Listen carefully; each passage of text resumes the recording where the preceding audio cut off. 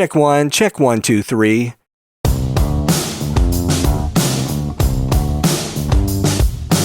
Hey everybody, it's Michael Helms, also known as Michael the Sound Guy, and this is the Location Sound Podcast. You know, each episode we talk with location sound mixers, boom ops, and other industry pros about the various aspects of recording sound on location, whether it's for feature and independent films, TV commercials, interviews, any time where dialogue from actors is recorded. I started my career in the recording studios in New York City with some of the big artists back in the day, and later on projects for networks like HBO, Sci-Fi Channel, and the Cartoon Network. As time went by, I got out of the studio and began working in production sound. Whether you're a seasoned veteran or just starting out, thanks for joining us. All right, welcome to the Location Sound Podcast. My guest today is a production sound mixer based out of Melbourne, Florida. Please welcome Greg Murphy.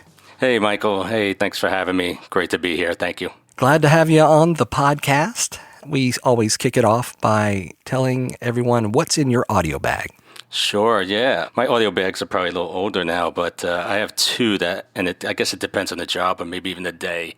I have a 688 bag with an SL6 and three SRBs that I run for like news stuff when I'm doing like a 3-camera interview. I mean, I'm still old school, like whenever able, use a cable. You know, I like the outputs that the 688 provides, but then I also have a 633 bag with the two newer Electrosonics 822s that I really love. I think the range and the performance is really good.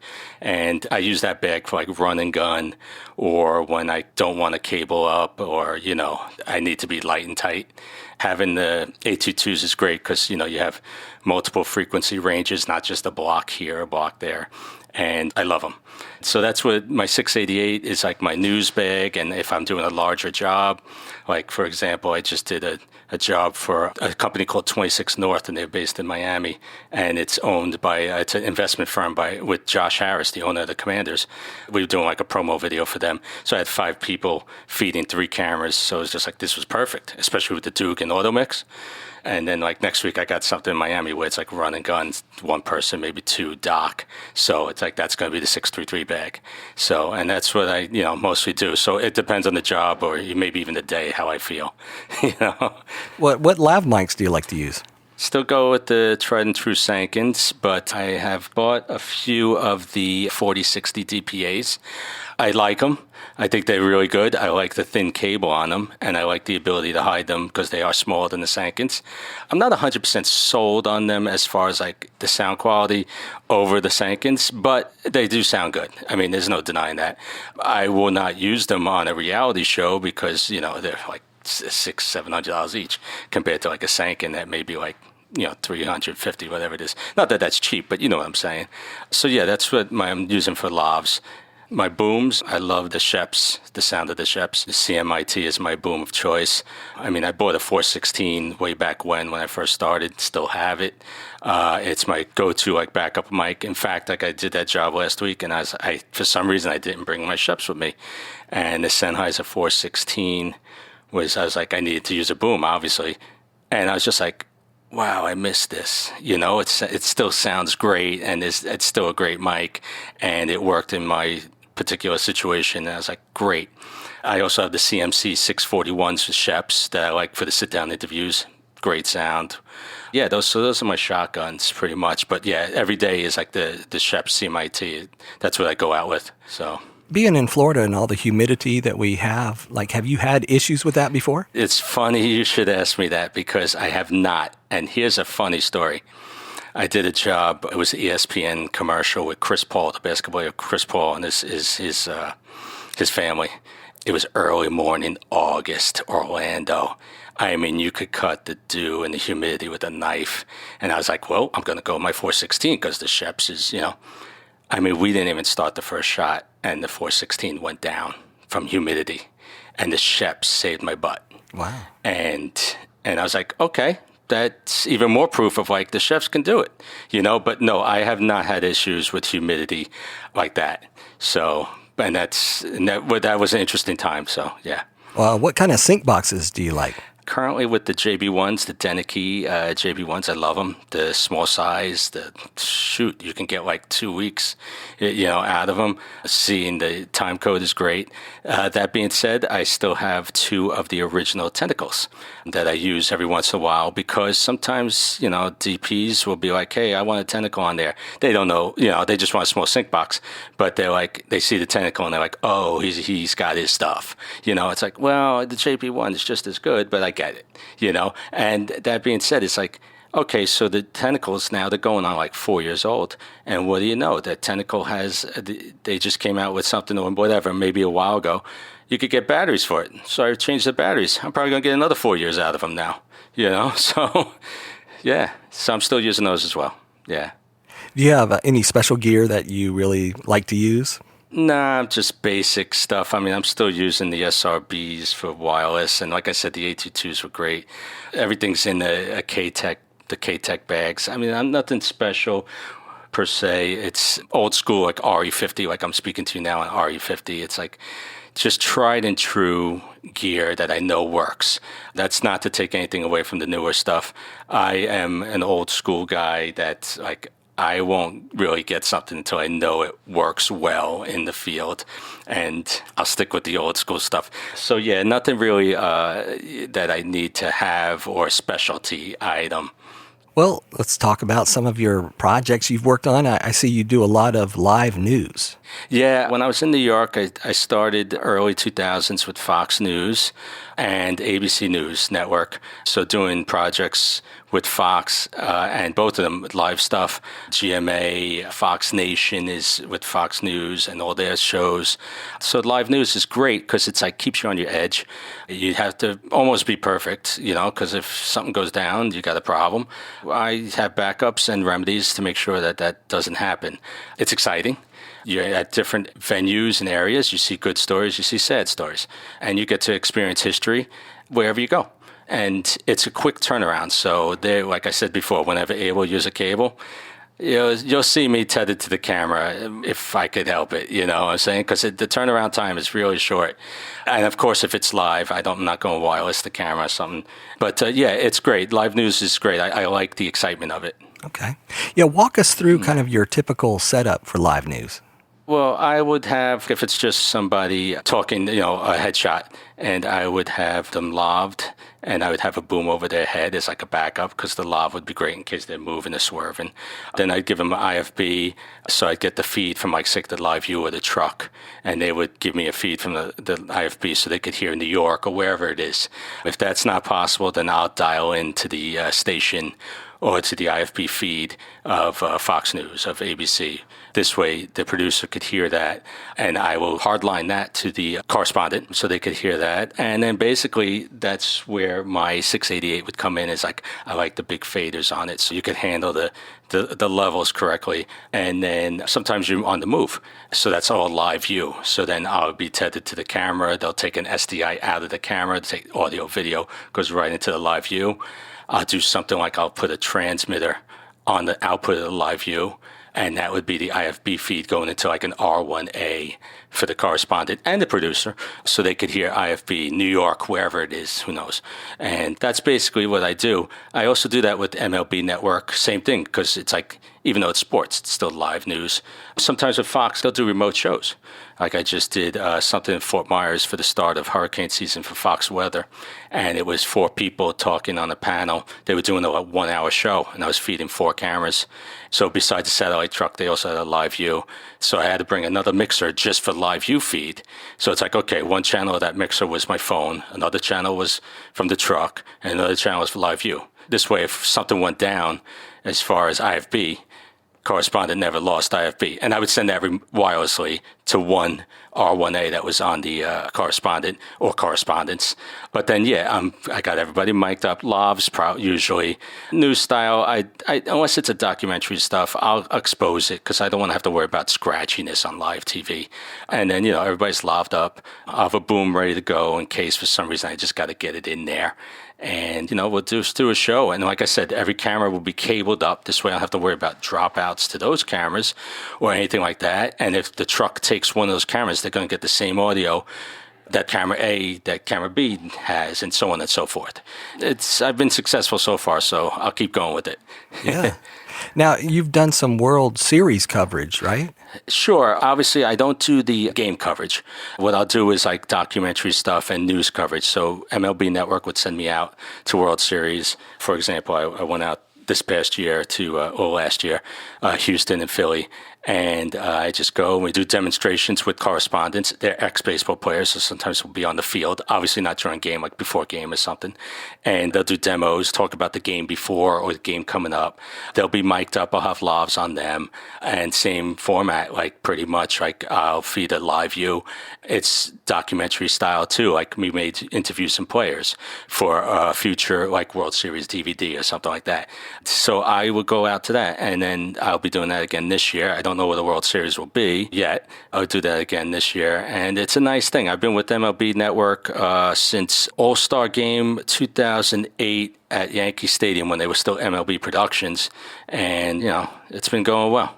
Kind of walk us through, like, what's an average day like for like an All-Star game?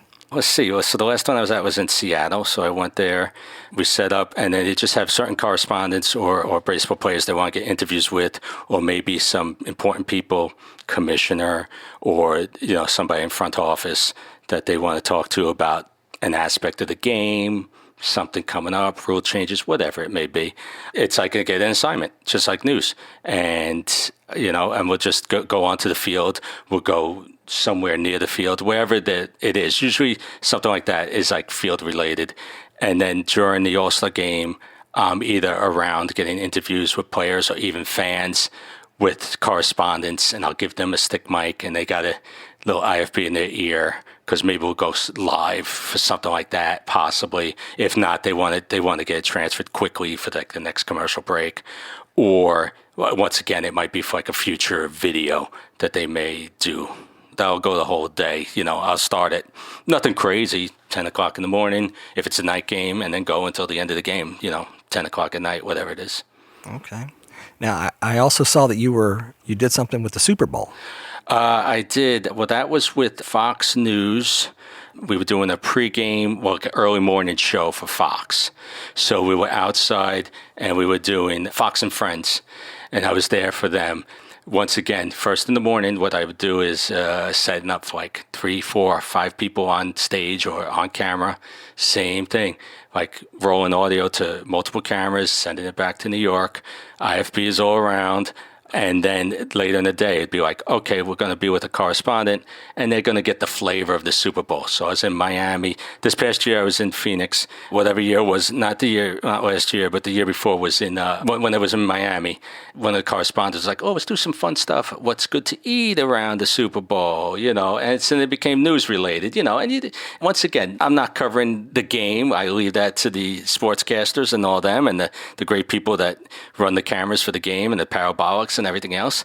I'm getting the flavor of the game, or I'm getting sideline stuff, or just stuff for news. That was a good experience. Those are always good experiences, and it's fun to meet other sound mixers while I'm there and stuff, and get to see people I haven't seen in a while. And once again, it's a live event, so it's like you want to be on your A game. Nice. Now I see you also did some Daytona 500 work. Yeah, that was also with Fox. I've been on the run with Fox, I guess, because they have the coverage of the Daytona 500. The network does, so Fox News had me go there. But that was a good experience because while I didn't do any shows, I was out in the infield. And if you've ever been to Daytona, the infield is a fun spot to be. So we did the morning show with this family. They do the grilling and stuff, and they're really big in the infield. The name escapes me. It was good stuff because I had a correspondent with me, and then I put mics on him and the 2 people grilling. Everybody wore IFBs, and it was just fun. Once again, getting the flavor, craziness, the good times, the good food, the people, the excitement, seeing the jets go overhead, hearing the roar of the cars. And that was good. And then going into the pits and seeing the cars, talking with the drivers. It was excitement. So, how is the frequency coordination when you're there? I usually talk to a couple people that I can get the coordination, and I usually ask for about 4 frequencies if I can get it. And, that's usually not a problem.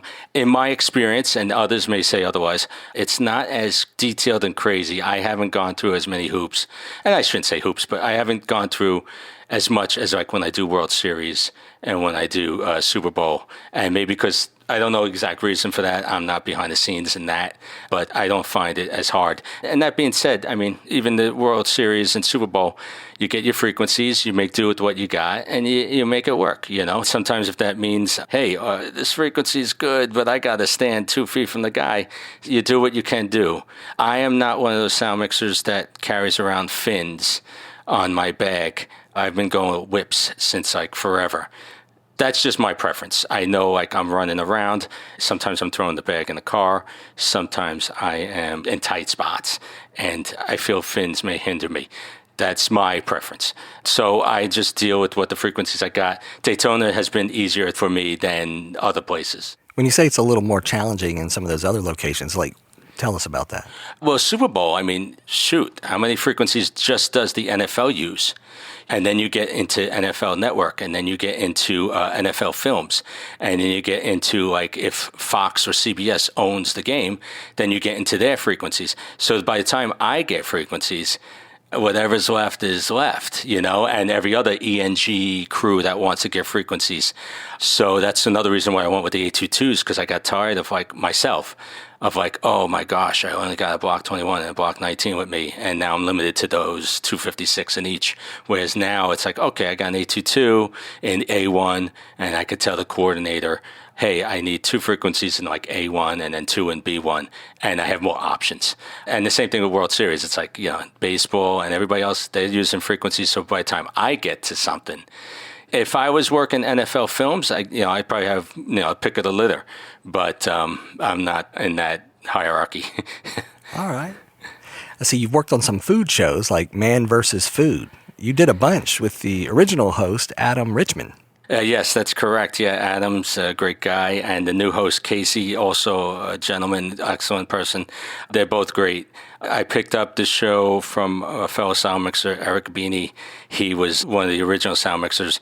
He did the early episodes, and then he got caught up, and he asked me to take it on, and in 2010, I started doing that with the original host, Adam Richman.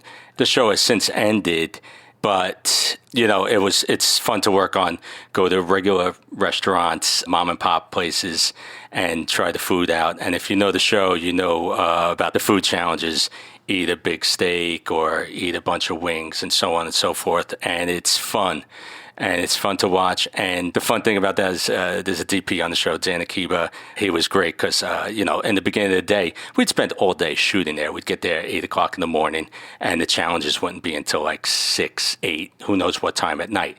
So you'd spend the whole day, you're doing like a sequence of talking to the guests. How's the food? Talking to the chef, doing a scene with the chef, one-on-one. How do you make it? Then there's beauty shots. So now the best part with the beauty shots is the restaurants would make the food in the morning, with us. It's fresh. And then they'd shoot the beauty shots, and they'd be like, hey, Murph, come over here. Let's have some food. I'd always be the first one over there eating the beauty shot after it was done shot, of course. So. Oh, that's good. I also did a show called My Grandmother's Ravioli. It was on Cooking Channel. And that was with the host personality, Mo Rocca. He imagined the show out of his times with his grandmother and how she made the homemade food. So then what he would do was he would go around and talk to older generation folk, different cultures, different foods, and just become with their family for 3 days, become with their family, meeting people, having sit-downs, real heart-to-hearts. And then, of course, making food, but not in a restaurant kitchen. It was in their home kitchen with their home tools and everything. It was like really heartfelt. And then it culminated with a family dinner, like 8, 10, 12 people, and I'm micing everybody up for that, or booming, obviously. And it was fun, though. That was fun to do. That was a good food show. And then one last food show I did was Barbecue Pitmasters, because I do enjoy barbecue. I was the A2 for that with sound mixer Chris Ward, and that was a competition show. It had 3 hosts, and it had 4 teams or 3 teams, I can't remember now, of like anywhere from 2 to 3 people cooking barbecue over a 2-day period. That was exciting because it's a lot of mics, quick moving, constantly changing batteries, especially as A2, micing people up. And it was outdoors, rain or shine. So that was fun and exciting and a good challenge. Yeah, so you do a lot of traveling. So you're all over the country and the world, really, right? Yeah, I mean, one of the reasons why I moved out of New York City, well, I always loved New York City, but my wife had asked me, let's move to Florida. She had friends down here and stuff like that. And I was like, well, New York City's where it's at, and corporate work, whatever. But at the time, it was like 2013, 2012, and forward, 2014, 2015. And I was traveling a lot for work. I was doing a lot of, like I said, the food shows, The Man vs. Food, and then also spin-offs of that, Adam Richman shows, and other shows. And I was traveling very often. And then finally, like in 2015, I'm doing a job. It was May of 2015, and I was doing a job in the city, New York City, and I just worked the 12-hour days. I drove in. I was living in Queens at the time, and I drove through the Midtown Tunnel. And, everybody knows the Midtown Tunnel, but this particular Sunday, it was a Sunday, I got stuck in the tunnel for like 2 hours in traffic. And I just had that moment of clarity of like, okay, maybe it's time to move out of New York. Nothing against New York, but I told my wife, let's move, and we moved to Florida. And since then, I've had a good run of travel. So it didn't matter where I flew out of. I could fly out of JFK, I could fly out of MCO. It didn't matter. Then there was also another show. I did a lot of 90 Day Fiancé, which was a lot of international. So it took me all over the place, multiple countries. It was good because it's like, hey, it's just travel, and I'm making New York money, but living in Florida. That being said, the past 2 years, especially after the pandemic, I've been trying to get more local down here, or what you consider local throughout Florida, the Southeast. And of course, I still travel, but I'm trying to be home more too. 90 Day Fiancé, talk to us about what's a miking setup for that? So I do one of the spin-offs. It's called The Other Way, and I was mostly with a couple, Kenny and Armando. They were in Baja, California. A day would be like the night before. I would set up the cameras. My rig on the camera is simple, like a tentacle on each camera. Usually they're FS7s, and I'd use R1A as my hop. And I'd set that up and dial that all in the night before, and then turning everything off. And then that morning I'd wake up. I use iPower 9 volts, throw them right into the R1As. Those will take me to lunch, and I'll jam sync the time code. Now I'm setting the cameras, even before we leave the hotel. We'll meet in the lobby. Okay, we get to the house or wherever the location. I'll mic up the 2 primaries, because usually it's like 2 or 3 people. In this case, it'd be like the 2 primaries and then their daughter. So I have 3 mics going already. And then it's just a day in the life. Like, what do? Follow them along. Oh, they're going to go to the restaurant. Oh, they're going to go shopping. Oh, they're going to talk to a catering hall about their wedding. And so then I'm miking up another 2 people, wedding planner, catering hall. Or then there might be like a dinner scene. And then I'm miking up about 6, 8, 10 people. Coincidentally, I did their wedding, Kenny and Amando's wedding, with Stu Chacon, who you had on one of your podcasts in 2020 or so. We ended up splitting duties because it would end up being like 20 people mic'd or so. But it's not uncommon to have maybe 8 people mic'd for a big scene. But most of the time it's 4. A lot of guys like running around the boom. For these reality shows, there was a sound place in New York called Professional Sound I used to go to a lot, and they had a shirt called Love 'em and Leave 'em. I'll love 'em and leave 'em, and I'll just let the Duke and Auto Mix work. Obviously, I'm monitoring levels and making sure everything's good, trying to do my own mix, but a lot of times that Duke and Auto Mix on the 688 and the 633 will save my butt as far as keeping it clean, and that's a good part too. It's like SMQV with 2 lithium AA's will get me a whole day. I really don't want to have to change batteries, or that's when the batteries die at this heartfelt scene. It's like, oh my goodness, so you don't want that to happen. Yeah, so usually I'm going anywhere from 4 to 6 a day, miking scenes a day, so there'll be 4 people here, 6 people there. Nothing I can't do. And the producers, I've been lucky enough, I've had producers that give me the time to mic them up. So you just keep the boom on standby just in case? Yeah, I mean, I will carry it with me. Don't get me wrong. It doesn't sit in the car. And a lot of times I'll pot it up for the slate because some of those scenes could be long, and maybe that makes me soft. But they could be, they could be long, and I don't want to hold that boom up for 2 hours. Now, that being said, there was a couple of times like this one woman had a heavy leather jacket, and then once you're sitting down, and then all of a sudden that jacket, muffles the mic a little bit because it's buried, in underneath the shirt and everything. So then, yeah, I'll put the boom up because I want, clarity. But if I could help it, How do you balance family life with your work? I try to do the best I can. My kids are older now. That being said, I probably missed a lot of good years traveling. A lot of good years with the kids. They understand. I try to be home when I can, and home as in being there. When I first met my wife, we were dating for 3 weeks. We went on like 3 dates or something, and then I went away on the job for 3 weeks. So she knew right then and there, like, okay, I travel a lot, I'm gone, and she still married me. But I try to be home when I can. Did you always want to work in the sound department? Well, I don't know if I always wanted to work in it, but I always wanted to do something in production. When I was younger, even up until like 2009, I was a DJ. And so I always loved music, audio, never produced any, just mixed it, played at clubs and parties when I was younger, and even when I was in this business. But then I went to Kingsborough Community College in Brooklyn, and they had a radio station, and I just dabbled there. I really didn't work in there, but I got to enjoy it more and see what's going on. And then finally, when I got my associates there, and then I went to Brooklyn College, and I got my bachelor's, but at Brooklyn College, my bachelor's was in television production. But the problem is that I wasn't doing audio there. They were teaching me mostly studio work. And also they were using older stuff like tube cameras and 3/4-inch decks. I mean, but then again, that being said, we're going back 1994, 95. But still, like by then, Betacam was out, Fresnel lenses were out. But, I never saw a C-stand until I got on set, Fast forward, and I started working as a PA on the USA Network's Tuesday Night Fights. And I met a lot of people. What had happened so I'm a PA and I'm working on shoots in stages or whatnot. And then a couple of like owner operators, these camera guys that had a Betacam SP, but they also had like say like a Shure FP33 with two like Electro 187s in like that old porta brace pouch. And it would be powered, like you power the FP33 with the 2 9-volts and you power the 187s with the 9 volts. Like, no BDS, no needed to, because nothing was that powerful that would drain the battery that fast. So they'd be like, hey, after you're done helping me light this or move that couch or this, can you just run the audio? And then so they'd be like, okay, so FP33 and no recording, just run it straight to camera, So that's how I started. Like I had one guy showing me this, like, oh, you got to plug it into there, you got to do that. Now that being said, and here's a lesson that I learned really early, is that I sent line level into mic and I distorted everything.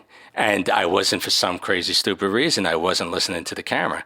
So then when they played it back, they were like, it sounds like junk.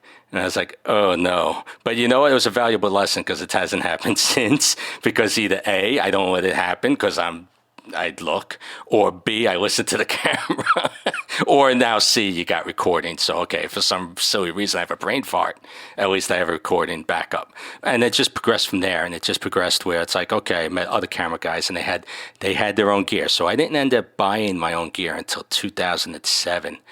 So for like a 10-year span, I was just meeting camera guys and using their gear. But once again, it was simple dock stuff like this. I'd be tethered to a camera, Shure FP33, 2 195 Electros, say, and that was it. But it was a simpler time, so to speak. I don't know. Finally, in 2007, I said, okay, let me get it. So I bought my own FP33, and I think I got 411s or something, and it just progressed from there. But yeah, that's what it was. It was just moving on, moving on. I mean, when I first started, I was a PA also on the Grip Electric team. So, I mean, if you put me in a room with some lights, I'll light you an interview too, and then record audio. Oh, that's good. Did you have any mentors along the way? I don't know about mentors. I just had a lot of good friends that believed in me and appreciated my work ethic and my ability. And then they let me make mistakes, so to speak. obviously nothing detrimental, but like guided me. So I don't know about any mentors, but I had a bunch of really good friends that I'm still good friends with to this day, after 20, almost 30 years, whatever it is. So yeah, I'm happy for that. Now, you don't have to mention any names, but what's your worst on-set experience? This may be a little bit long story, but it was a cooking show for a production company based on the west side of Manhattan. And this is going back maybe 2014. And the concept, I don't remember if it was a pilot or if it was a sizzle, but we were going to shoot for 2 weeks. And every day was a bunch of different locations. So I was living in Queens at the time, so I'd have to travel into the west side of Manhattan. I'd take the train. I was using their gear too. I wasn't even using mine. The concept was a cooking show, but people with faith. It was a faith-based cooking show. So one day might be Jewish food, it might be Catholic, with priests, rabbis, so on and so forth. To hide the mics, I'm dealing with a lot of heavy clothing, noisy clothing. And the producer, I don't know why, we had like anywhere from like 3 different locations a day. And this is the tri-state area, not just New York City. So, I'm already like an hour and a half, 2 hours into my day for this 8 o'clock call. And we're going to go until 8 o'clock at night, 9 o'clock, 10 o'clock at night. And then I got another 2-hour drive home, or ride home, on a train. So the producer, nice guy, but he would never tell me like who were the principals. Okay, we just arrived. We're running late because ambitious schedule. Who are primary players here? Oh, I don't know. It's Mary. Okay, where's Mary? Oh, she's on the other side of the cathedral.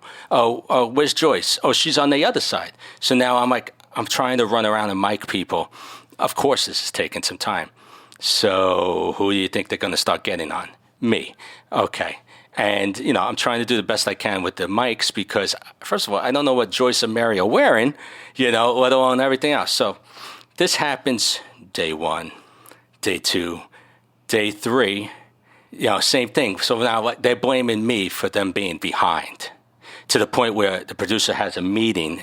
He starts talking, hey, we got to move faster and this and that. And he points out me and he puts me under the bus. So I'm like, okay, I'm really trying here. So I was fine until we get to this restaurant. Now we're going to do interviews with people in this restaurant of 100 people or whatever it was, but it was noisy. You've ate out and you go to restaurants. So how do you get audio from people in restaurants? You have the boom over their head, but you want it a little quiet. So I made a nice announcement to the people in the restaurant. I said, ladies and gentlemen, we're doing some interviews. If I could have like a golf clap type of level of audio. Nobody listened to me. So the network executive was there. And then she started getting on my case because they wouldn't shut up. And I'm like, that's not my job, to tell people to shut up. So finally I was like, I'm done with this. And I walked. I waited until the end of the day. I was done, sent an email to the line producer, production manager, thank you for having me, but I'm gone. And that was it. And that was that. That's probably my worst one. I was like, I don't need this. I don't need to be put under the bus every time and have even the network exec say something to me. It's like, I'm doing the best I can here. We're a team. Yeah, that was a hard one. So. Well, what's your all-time favorite project? It might be a little dated, and it's not political. I've had many favorite jobs. I don't know about favorite, but I've had some fun. But one of the best jobs I ever had was I did something with George W. Bush, maybe in the final 6 months of his presidency.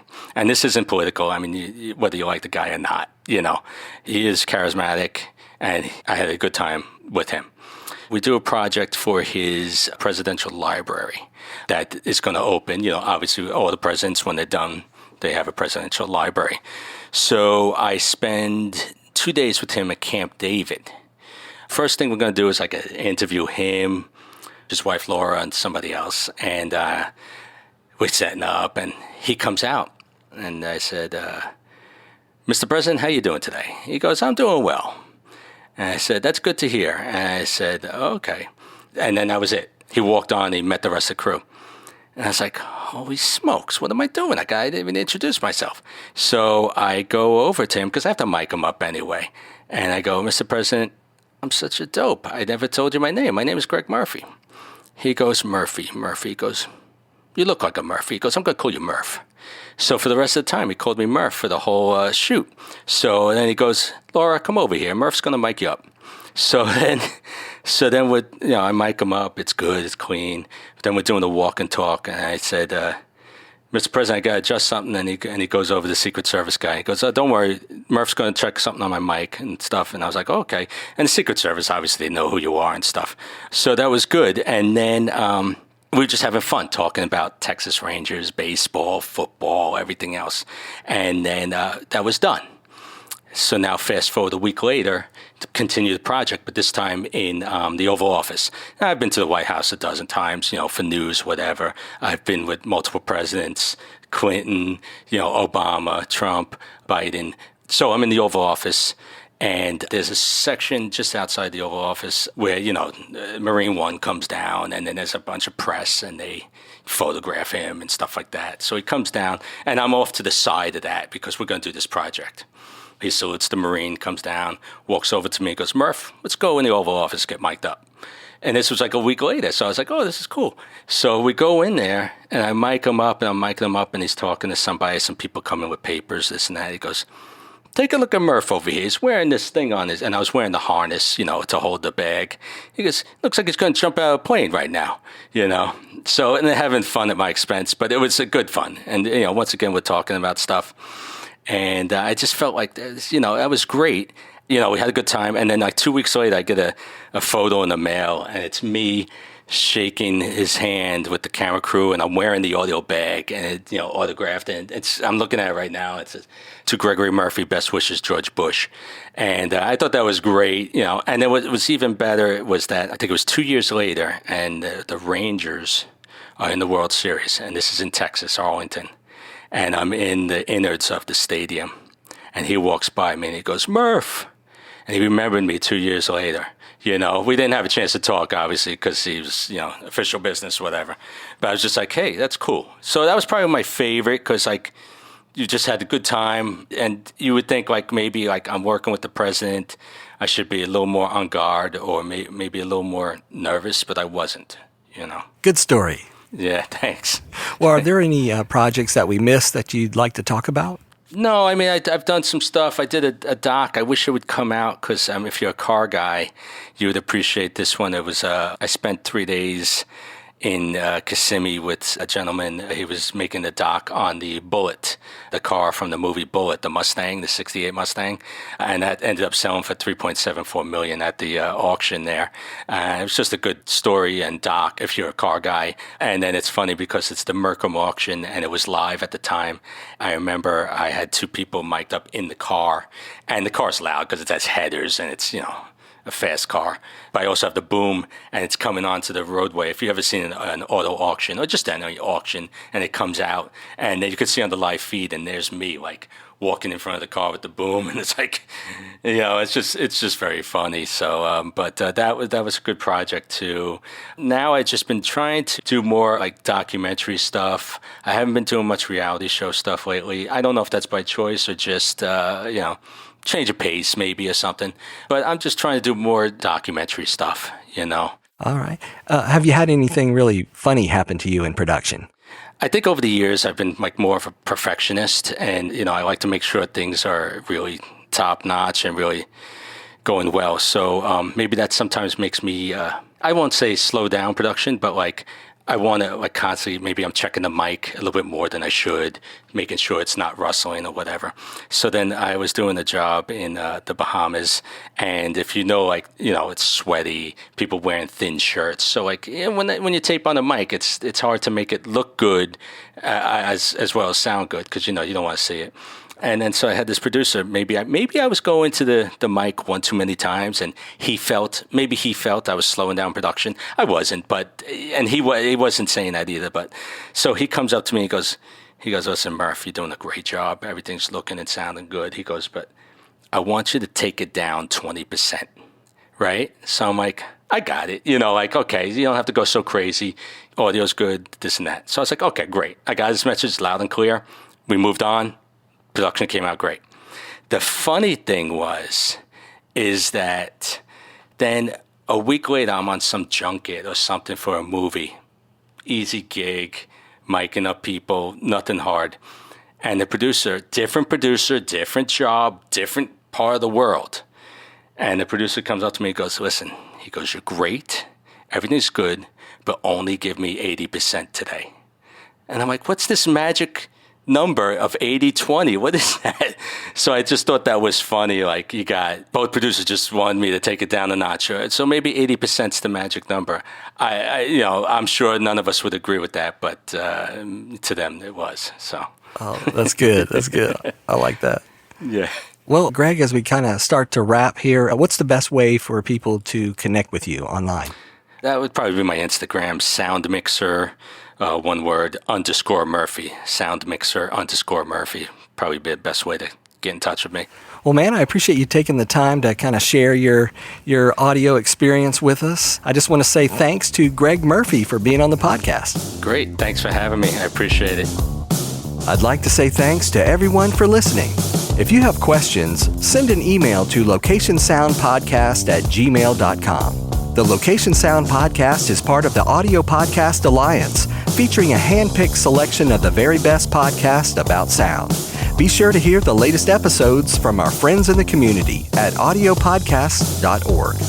Until next time, remember, sound is half the picture.